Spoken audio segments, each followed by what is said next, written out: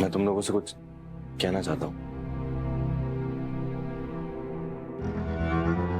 अगर इसने बता दिया कि फोन इसने तोड़ा था तो हमारा सारा मजा किरकिरा हो जाएगा।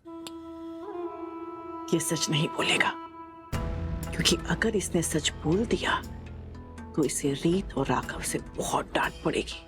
और रोहित बाबू की नाक बहुत ऊंची है, उन्हें डांट खाना पसंद नहीं आएगा। हाँ बोलो रोहित।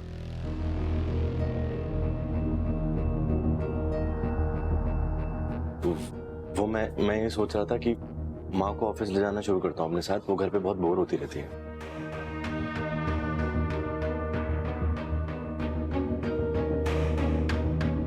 तुम लोग क्या सोचते हो इस बारे में?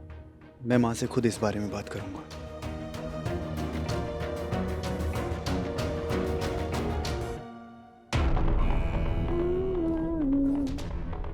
जीत रहा।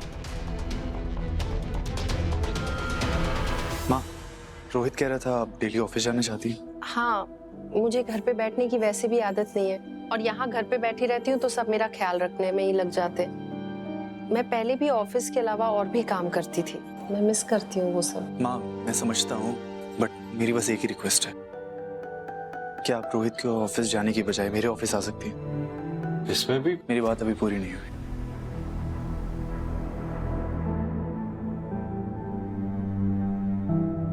माँ, मेरा कहने का मतलब ये है कि रोहित की जो कंपनी है वो मिस्टर चावला ने शुरू की थी और वो वेल स्टैब्लिश्ड कंपनी है और मैंने एकदम स्क्रैच से शुरू किया था, जिसमें अभी भी बहुत कुछ किया जा सकता है। कंपनी की ग्रोथ में हेल्प होगी अगर आप मेरी कंपनी में आएंगे।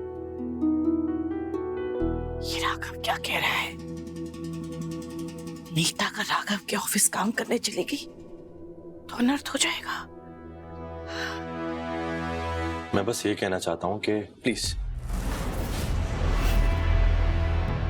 हर चीज को मेरे और तुम्हारे बीच की बात मत बनाओ। देखो, मुझे भी यही लगता है कि माँ को तुम्हारा ऑफिस ज्वाइन कर लेना चाहिए। इसमें कोई बुराई नहीं है। मैं बस यही कहने की कोशिश कर रहा था। ये एक्सपेक्ट नहीं किया था मैंने, बट थैंक्स। सुनते कहो तुम बुरी बात। तो बस फिर ठीक है। मैं सबसे पहले अकाउंट्स चेक करना चाहूंगी, क्योंकि अपने ऑफिस में भी मैं अकाउंटिंग पे बहुत ज्यादा ध्यान रखती थी। तो अगर तुम्हें कोई प्रॉब्लम ना हो। नहीं माँ, जैसा आप चाहें। मैं कंपनी के अकाउंट्स वीरू भैया संभालते हैं, मैं उन्हें कह देता हूँ, वो आपकी हेल्प कर देंगे। माफ करना बेटा, अगर मैं तुम्हारे परिवार के मामले में बात कर रही हूँ तो शायद तुम लोग भूल गए हो कि नीता दवाइयाँ ले रही है, डॉक्टर ने आराम करने के लिए कहा है। तुम लोग अचानक नीता को इतने बड़ी कंपनी के रोजमर्रा की परेशानियों में उलझा दोगे, वो भी अकाउंटिंग जो जानने समझने में इतना मुश्किल होता है, तो कहीं नीता की सेहत पर उल्टा असर न पड़ जाए। बुआ जी आप परेशान मत होइए, डॉक्टर तो खुद चाहते हैं कि नीता आंटी एक्टिव रहे और वो ये भी कह रहे थे कि ये अपनी बीमारी के बारे में सोचने के बजाय अगर काम करती रहेगी तो ज्यादा अच्छा रहेगा। इससे इनकी याददाश्त भी जल्दी वापस आ सकती है। देख लो बेटा, कहीं लेने के देने ना पड़ जाए। आप चिंता मत करिए शारदा जी, मैं अपना ख्याल रख सकती हूँ। इसलिए तो मैंने कहा कि मैं ऑफिस ज्वाइन करना चाहती हूँ और इसी बहाने में राघव के कुछ काम आ पाऊंगी और हम एक दूसरे से जुड़ भी पाएंगे इसी बहाने। तो ठीक है माँ, आज से ही ज्वाइन कर लीजिए। मैं वीरू भैया को कह देता हूँ कि वो अकाउंट्स की सारी फाइल आपको भिजवा देंगे। अरे वाह, इतनी जल्दी? हाँ, नेक काम में देरी कैसी? हे माता रानी, इस नीता को राघव के ऑफिस में काम करने नहीं जाना चाहिए और अकाउंट्स पे तो पैसों का हिसाब किताब उस पे तो बिल्कुल भी नजर नहीं रखनी चाहिए। गड़बड़ हो जाएगा, सब सच सामने आ जाएगा। नहीं माता रानी, नहीं माता रानी। मॉम आप ऑफिस ज्वाइन कर रही हैं? दैट्स ग्रेट न्यूज़ भैया। मॉम तो वैसे इतने स्मार्ट है, तो मतलब आपकी कंपनी का टर्नओवर अब तो बहुत ही बढ़ने वाला है। लेकिन एक बार तेरा बेबी इस दुनिया में आ जाएगा तो फिर उन्हें मुझे नहीं लगता टाइम मिलने वाला है। ओह, वो तो है भैया। हाँ उन्हें तो कुछ दिन के लिए घर क्यों नहीं आ जाती?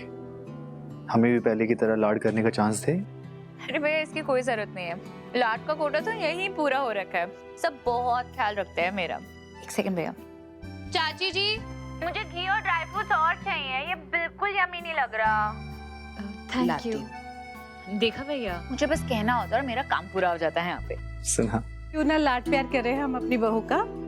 राघव बेटा, तुम्हारी बहन इतनी बड़ी खुशखबरी जो लेके आ रही है इस घर में। वैसे राघव, अब तुम और रीत भी जल्दी से खुशखबरी सुना ही दो बेटा। ऑफिस से एक इम्पोर्टेंट कॉल आ रहा है, मैं फोन रखता हूँ अभी। बाय भैया।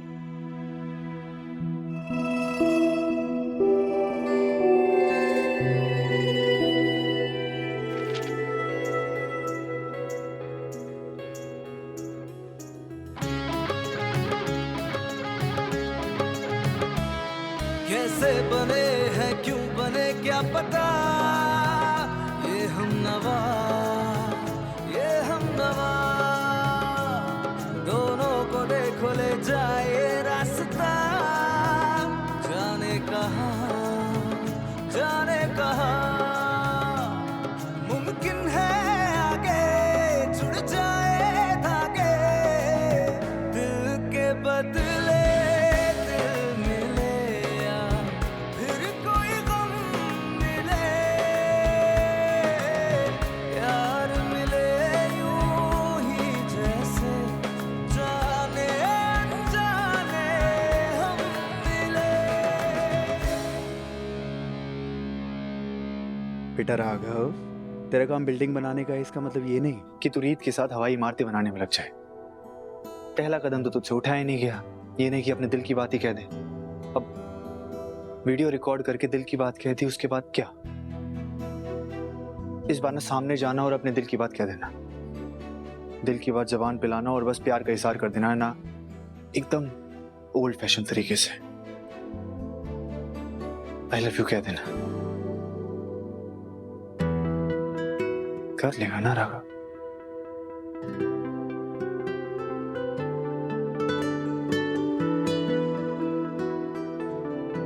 हाँ विराज, तू बोलते जा, मैं लिख रही हूँ। जल्दी बोल, मुझे ऑफिस भी निकलना है। फिर तू एक काम कर, मिस्टर पटेल से मिल लेना। हाँ फिर? रीत, अब अपने स्मार्टफोन के साथ थोड़ी सी तुम भी स्मार्ट हो जाओ। मतलब कि ये कि तुम्हारे फोन में एक नोटपैड का ऑप्शन है जिसमें अपनी तुम सारी इंपॉर्टेंट चीजें नोट कर सकती हो और ग्रुप्स भी बना सकती हो। दिखाओ। सही।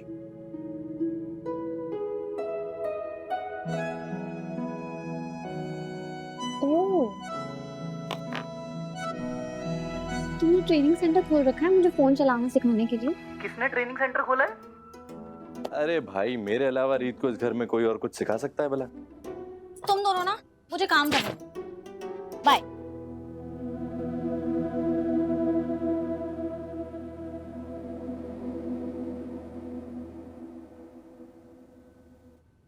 रीत, नहीं, पीछे मत मुड़ना। मैं नहीं चाहता तुम पीछे देखो। रीत, मैं बहुत वक्त से तुम्हें ये बात कहना चाहता था। हर बार कुछ ना कुछ गलत हो जाता है। कभी मैं कुछ गलत कर देता, कभी भगवान, कभी तुम्हारा फोन खराब हो जाता, कभी मेरा मूड। तो इस बार मैंने सोचा कि मैं तुम्हारे सामने आकर अपने दिल की बात कहूंगा। किसी चीज पे डिपेंडेंट नहीं रहूंगा। तो ना कोई ड्रामा होगा, ना शेर व शायरी, ना कोई लव पोएट्री। बस जो बात दिल में है वो जबान पर होगी।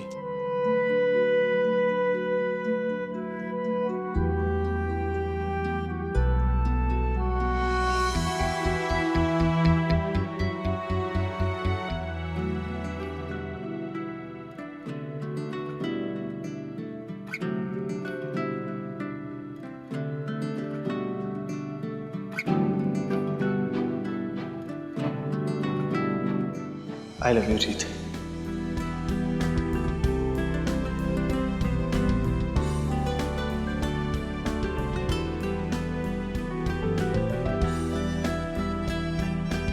I love you.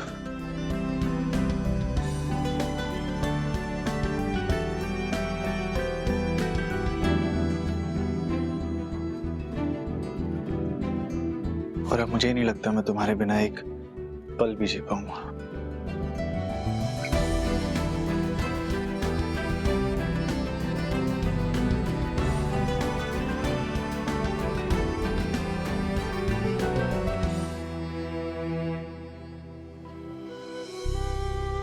प्रीत, मैंने बहुत हिम्मत जुटाकर ये 3 शब्द कहे हैं।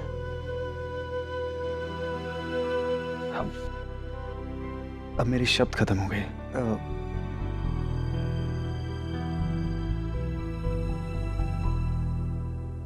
अगला कदम बढ़ाने की बारी तुम्हारी है रीत। कह दो जो तुम्हारे दिल में है।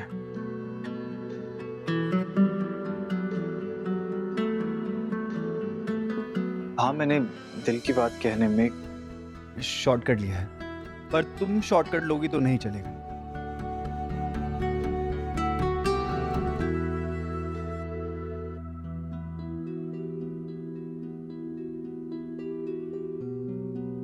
और हाँ, मुझे इंतजार रहेगा तुम्हारे दिल की बात सुनने का।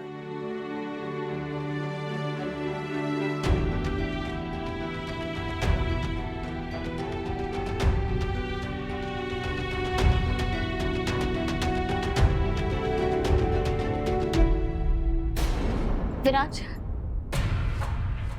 इस औरत की कहानी सुन के तो मेरी आंखों में आंसू आ गए। मुझे और भी लोगों के बारे में जानना है जिनकी जिंदगियां एक कंपनी के भ्रष्ट नीतियों की वजह से बर्बाद हुई है। तू सारे ऑडियो क्लियर करके रख, मैं ऑफिस आ रही हूँ। बाय।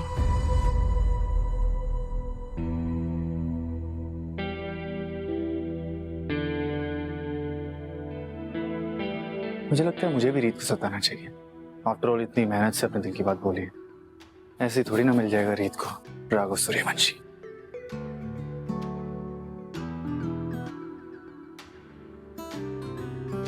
मिस बुरैना,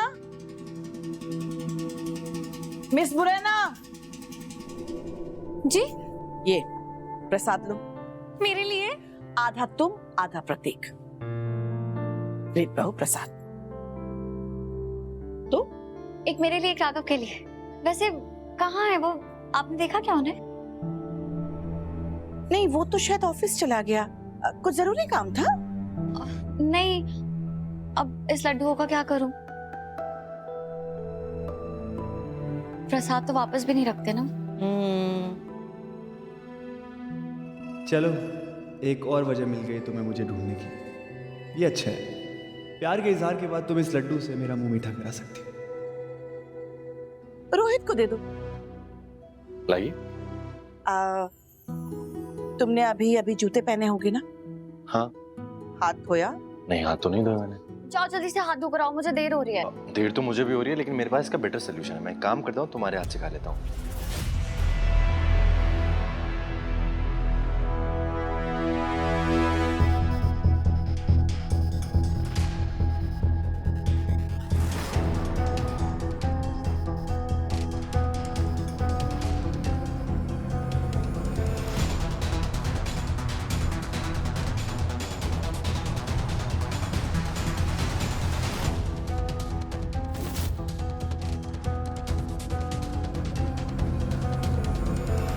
तुम्हारे हाथ से खाने का अलग ही मजा है।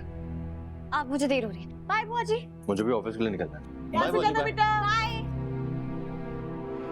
हे माता रानी, कभी कभी मुझे लगता है कि रोहित रीत जैसे जीवन साथी पाने के लिए किसी भी हद तक जा सकता है। ये बच्चे भी ना।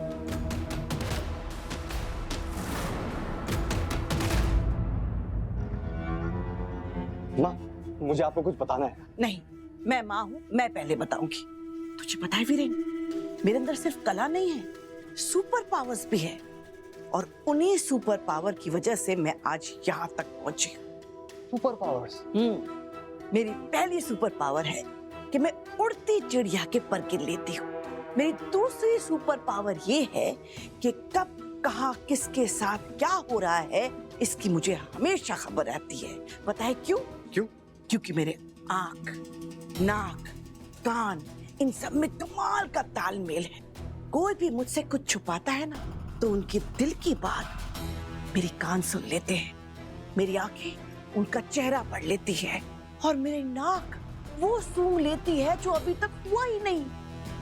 तो बस इतना समझ ले कि झील सी है मेरी नजर, तभी तो मैं रखती हूँ सबकी खबर। और ये खबरें ही तो हैं जो शारदा सूर्यवंशी की ताकत है।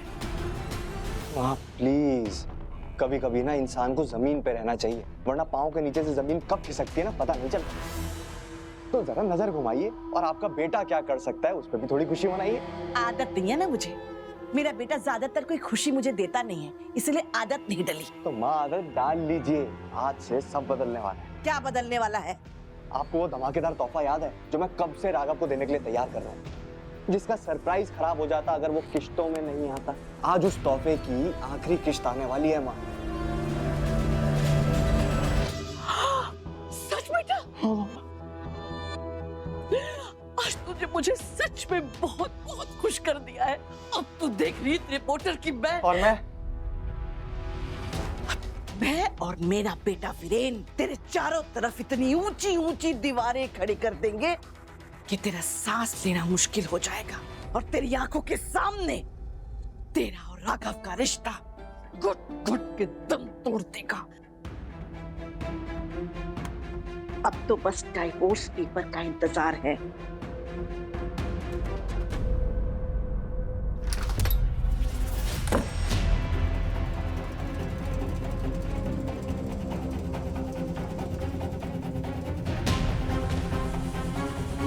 प्रीत, आज मैंने तुम्हारे लिए जो कुछ भी किया उसके बाद तुम्हारे रोहित को लड्डू खिलाना बिल्कुल भी सही नहीं था। तुम्हें क्या लगता है? मुझे कुछ समझ नहीं आ रहा कि क्या चल रहा है। मुझे लगता है मेरे रिश्ते में तुम्हारी तरफ एक भी कदम बढ़ाना मेरे दीवार में सर मारने जैसा है, और उस दीवार का नाम है रोहित। हाँ, माना कि तुम मुझे ढूंढ रही थी, माना कि रोहित ने तुम्हें कहा था लड्डू खिलाने के लिए, माना कि तुमने उसे कहा था कि हाथ धो गया है। हाँ, मैं हमेशा ओवर रिएक्ट करता हूँ जब भी तुम रोहित को थोड़ी सी भी इंपॉर्टेंस देती हो। माना कि तुम लोग बचपन के दोस्त हो, मैं बेवजह ही तुम पर इतना गुस्सा करता हूँ।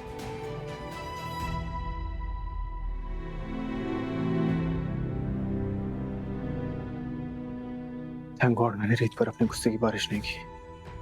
मुझे सही टाइम पर समझ आ गया कि उसकी कोई गलती नहीं।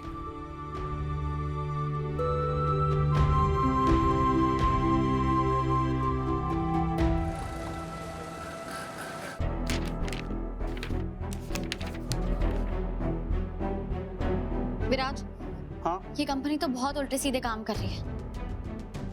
हमें पता लगाना पड़ेगा कि ये सब कर कौन रहा है। वैसे इस कंपनी का नाम क्या है? कंपनी का नाम तो नहीं पता अभी, बट मेरे सोर्स से बात हुई है, वो अभी इस कंपनी का नाम और डिटेल्स हमें बता देगा। और तू ये देख, मुझे नहीं लगता इस कंपनी में काम करने वाले सारे लोग इसमें इन्वॉल्व हैं, बस कुछ ही लोग हैं जो मुझे लगता है इसमें शामिल हैं। हाँ, इनकी ज्यादातर डिलीवरी तो सही लग रही है। हाँ रीत, मेरे सोर्स का फोन है। हाँ, जा बात कर, मैं भी ध्रुव से बात करती हूँ। हेलो। हेलो दीदू, अब तो तेरे पास स्मार्टफोन भी है, किसी भी टाइम हमारे बच्चे से स्मार्टली बात कर सकती है ना? एक काम कर, बेबी को हेलो बोल। मेरा मतलब है कि बेबी बम को हेलो बोल। मम्मी ने मुझे बताया था। कितना क्यूट लग रहा है ना। दोनों के लिए मैं बहुत खुश हूँ, किसी की नजर ना लगे हमारी उन्नति को। दीदू पता है, मैं हमारे बच्चे को वो सब कुछ देना चाहता हूँ जो हम दोनों को नहीं मिला। तू इतनी मेहनत भी तो कर रहा है।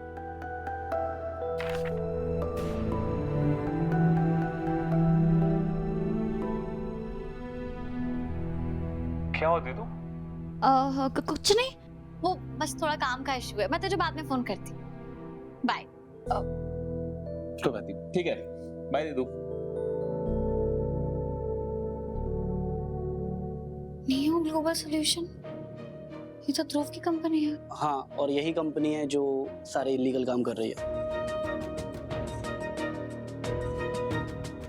अच्छा रीत, सुनना, हम ध्रुव की हेल्प ले लेते हैं ना, वो इस कंपनी में काम करता है, उसको आइडिया होगा कि कौन कौन इसमें इन्वॉल्व हो सकता है और हमारा काम आसान हो जाएगा। नहीं नहीं विराज, ध्रुव ऑलरेडी डबल काम कर रहा है। हाँ, बट हमारा काम आसान हो जाएगा ना, तू समझ। नहीं विराज, मैं उस पर और प्रेशर नहीं डाल सकती, और मैं जानती हूँ ध्रुव को इस बारे में ना कुछ नहीं पता। वो इतना सीधा है कि उसके सामने भी अगर ये सब कुछ हो रहा होगा ना, तो भी उसे कुछ पता नहीं चलेगा। तो हमें खुद से ही पता लगाना पड़ेगा कि कौन है उसकी कंपनी में जो ये सब कुछ कर रहा है। ठीक है।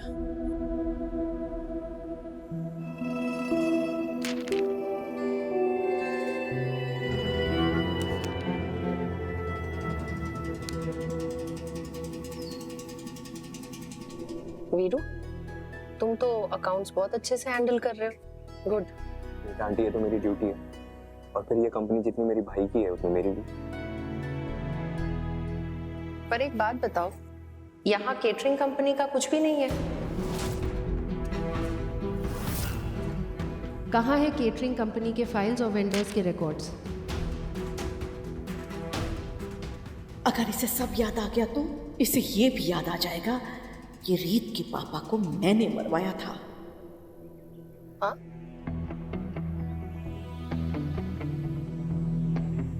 Catering company? नहीं नीता आंटी, ऐसी तो कोई कंपनी नहीं है हमारी। क्या नीता, तुम्हें केटरिंग कंपनी कैसे याद आ गई? केटरिंग मुझे भी नहीं समझ में आ रहा कि हमारी तो कंस्ट्रक्शन कंपनी है। हाँ। तो मैं केटरिंग कंपनी क्यों कह रही हूँ? I am really sorry, thank you. मेरे दिमाग का कोई वहम होगा, केटरिंग कंपनी। वैसे आज मैंने ऊपर से अकाउंट्स चेक किए हैं, कल मैं डिटेल में चेक करूंगी। वो कहते हैं ना कि अगर किसी कंपनी का फायदा नुकसान देखना हो तो अकाउंटिंग पर ध्यान देना चाहिए।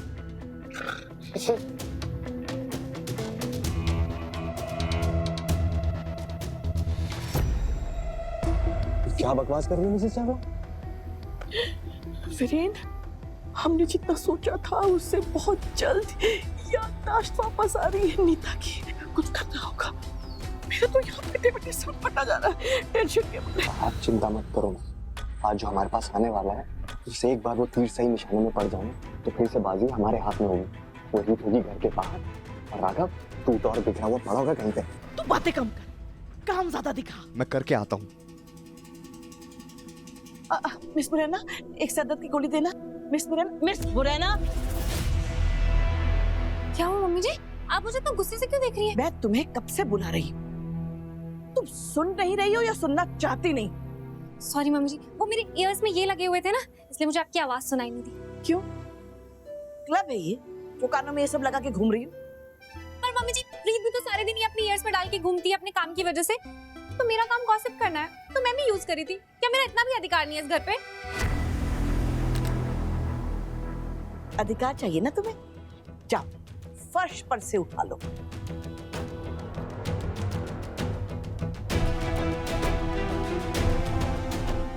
एक सर दर्द की गोली देना। जी। सब याद आ जाएगा। मेरा क्या होगा? राघव, देख मैंने तुझसे कहा था ना कि नीता को बिजनेस के मामले में शामिल मत करो। उसने मुझे सही साबित कर दिया। तुझे देखना चाहिए था कि वो किसी ख्याली कंपनी के बारे में वीरेन से पता नहीं कैसे अजीब सवाल पूछ रही थी। बुआ जी, आप जानती हैं आपको और मेरा सेम ही प्रॉब्लम। हम दोनों छोटी छोटी बातों पे अपना आपा खो देते हैं। नहीं, ये छोटी बात नहीं है। बुआ जी, रीत ने डॉक्टर से बात की और डॉक्टर ने कहा अगर माँ अपने दिमाग पर जोर डालती है तो उनकी हेल्थ पे कोई फर्क नहीं पड़ेगा। पर आप ये सब बिजनेस की बातें छोड़िए ना, मुझे आपसे एक बहुत जरूरी बात करनी है। क्या बात करनी है? अपने दिल की बात। आप आइए मेरे साथ। बुआ जी, मैंने रीत को अपने दिल की बात बता दी कि मैं उससे कितना प्यार करता हूँ। सच? हाँ बुआ जी, वो वहाँ खिड़की के पास खड़ी थी। मैंने उसे कहा कि मेरी तरफ टर्न मत करना वरना मैं कुछ कह ही नहीं पाऊंगा। और जो भी मैं उसके लिए फील करता हूँ, जो भी महसूस करता हूँ मेरे दिल में इतने टाइम से था, मैंने उसको सब कुछ बता दिया। पर बुआ जी, हैरानी की बात यह है कि मैंने उसे सब कह दिया लेकिन फिर भी उसका कोई जवाब नहीं आया। उसने कोई जवाब नहीं दिया? वही तो, ऐसा लगता है जैसे उसने कुछ सुना ही ना हो। ऐसा कैसे हो सकता है बेटा? तूने उससे कुछ कहा और उसने सुना ही नहीं? सुना नहीं? वो मेरे ईयर्स में ये लगे हुए थे ना, इसलिए मुझे आपकी आवाज सुनाई नहीं दी। रीत भी तो सारे दिन ही अपने ईयर्स में डाल के घूमती है अपने काम की वजह से। अरे हाँ, ऐसा हो सकता है कि रीत ने राघव की बात ना सुनी हो। Thank you Mata Rani.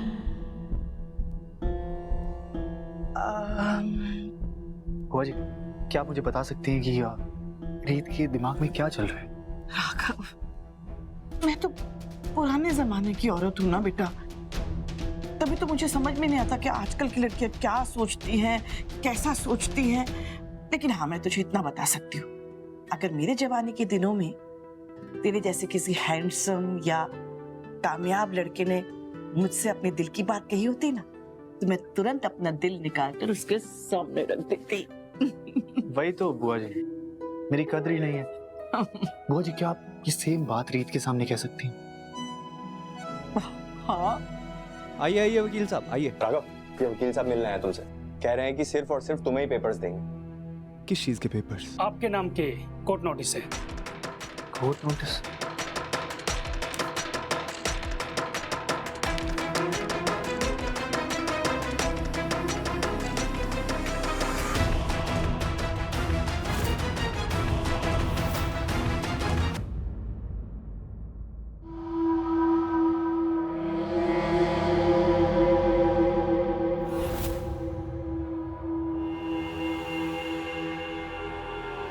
राघव, कौन से पेपर्स हैं ये? डिवोर्स पेपर्स किसने फाइल किए?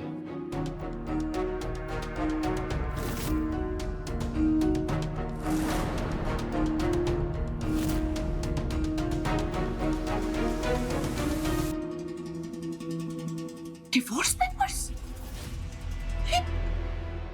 फाइनली अरे बेटा, ये तलाक के कागजात हम थोड़ी ना फाइल कर सकते। तेरे और रीत के तलाक के कागजात तो या तो तू फाइल कर सकता है या फिर रीत। तो ये तो रीत के अलावा और किसी का काम नहीं हो सकता ना बेटा।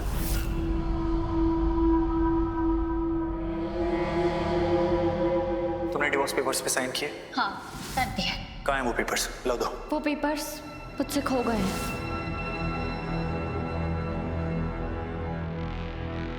फिर भैया अच्छे कि आपने वकील साहब को सीधा मेरे पास लेकर आए। आगे मैं देख लूंगा। चलिए वकील साहब आइए।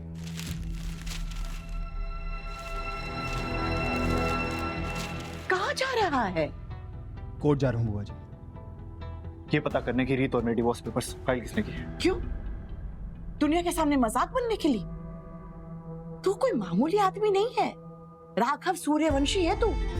तू जो कहेगा जो करेगा वो कल सुबह के पेपर की हेडलाइंस और लोगों के लिए हम पर हंसने की वजह बन सकता है। कोर्ट जाकर क्या पूछने वाला है तू कि तेरी पत्नी ने तुझे तलाक दे दिया, तुझे पता भी नहीं चला? इसलिए तू कोर्ट में सब पूछने के लिए आया? बेवकूफ लगेगा तू दुनिया के सामने। रीत ऐसा नहीं कर सकती बुआ जी, पक्का किसी ने बहुत घटिया मजाक किया है हमारे साथ। तुझे कैसे पता? रीत के अलावा यह कौन कर सकता है? कोई और क्यों चाहेगा तुम लोगों का डिवोर्स कराना? और मान लेकर किसी ने ऐसा किया भी है तो तुम दोनों के साइन किए हुए तलाक के कागजात उनके पास कहां से आए? ये बच्चों का खेल नहीं है बेटा, कोर्ट कचहरी का मामला है। इसमें दोनों पार्टीज के साइन लगते हैं, कानूनी कार्रवाई होती है, गवाह लगते हैं। और फिर भी तुझे लगता है कि किसने तुम दोनों के साथ मजाक किया है? सच को नकारने से सच बदल नहीं जाता बेटा। तू मान ले ये रीत का ही किया धरा है, फिर उसके बाद तू शांति से बैठकर सोचना कि तेरा अगला कदम क्या होगा। ऐसे क्यों देख रहा है बेटा? यही सोच रहा है ना कि बुआ जी इतने कठोर शब्द कैसे बोल सकती? वो कितनी जालिम है, कितनी पत्थर दिल है कि प्यार नाम की चीज पर उनका कोई विश्वास ही नहीं। विश्वास करना चाहती थी प्यार पर, रिश्तों पे। मैं चाहती थी कि मेरे राघव और रीत की प्रेम कहानी पूरी दुनिया के सामने एक मिसाल हो। तू जानता है ना बेटा, मैं रोज माता रानी से तुम दोनों के लिए प्रार्थना करती थी, लेकिन मेरी उम्मीद बिल्कुल टूट गई जब मुझे ये मिला। ये क्या है? वो मोबाइल जो तूने रीत को गिफ्ट दिया था, वो गिफ्ट जिसे देखकर तू बहुत खुश था। ये आपके पास क्या कर रहा है बुआ जी? ये मैंने सुबह रीत के पास देखा था, वो इसे ऑफिस लेकर गई थी। वो भी एक सच है और ये भी एक सच है। रीत ने तुझसे गिफ्ट लिया और ऐसे मुस्कुराई जैसे तूने उसका दिल जीत लिया। उसके बाद उसने अपने हाथों से ये फोन और तेरा दिल दोनों तोड़ दिए और फिर उसने रोहित से कहा बिल्कुल सेम टू सेम मोबाइल लाने के लिए। आप ऐसा कह भी कैसे सकती बुआ जी? रीत ऐसा करना तो दूर सोच भी नहीं सकती। मुझे भी ऐसा ही लग रहा था, और मैं भी विश्वास ना करती अगर मुझे ये ना मिलता। धोबन को रोहित की शर्ट की पॉकेट से मिला सेम मॉडल नंबर, उसी दिन का बिल।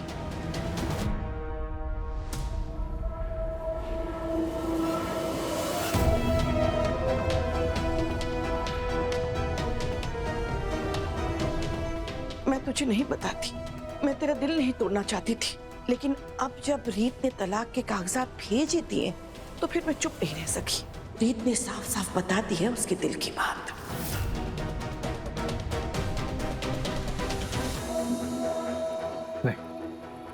ये नहीं हो सकता।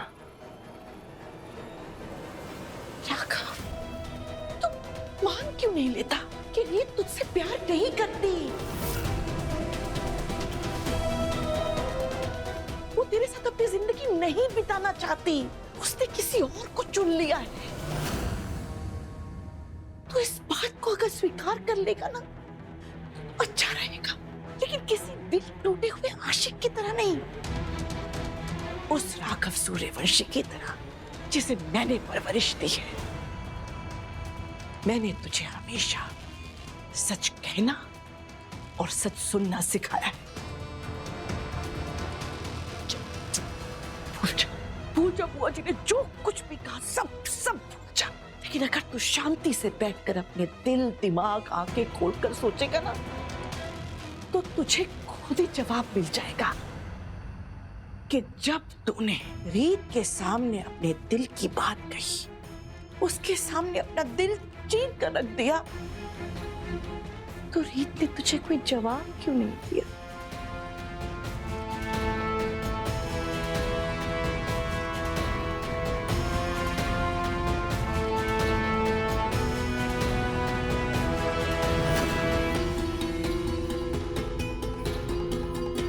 हर बार तेरे इमोशंस का फायदा उठाया गया है, पर तू याद रखना, राघव है, राघव सूर्यवंशी। इस बार बेवकूफ मत बनना, बिल्कुल नहीं।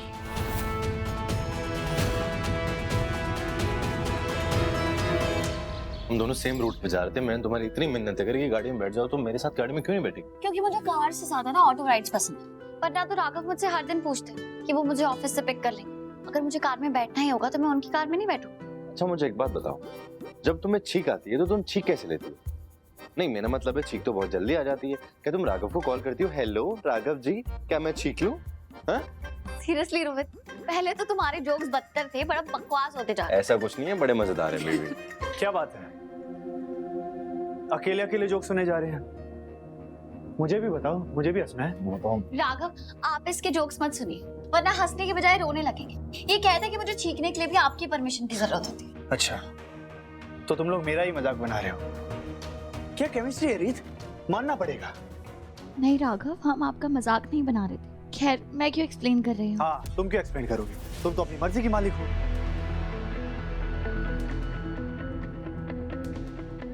फोन कर तुम्हारा मेरे पास है। क्यों? अच्छा लगा फोन? हाँ, बहुत अच्छा। आपने जो दिया। झूठ।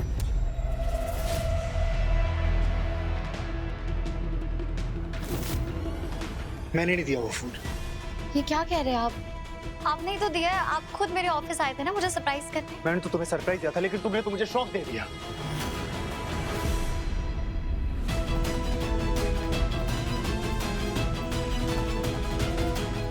राघव, आप ऐसे क्यों बात?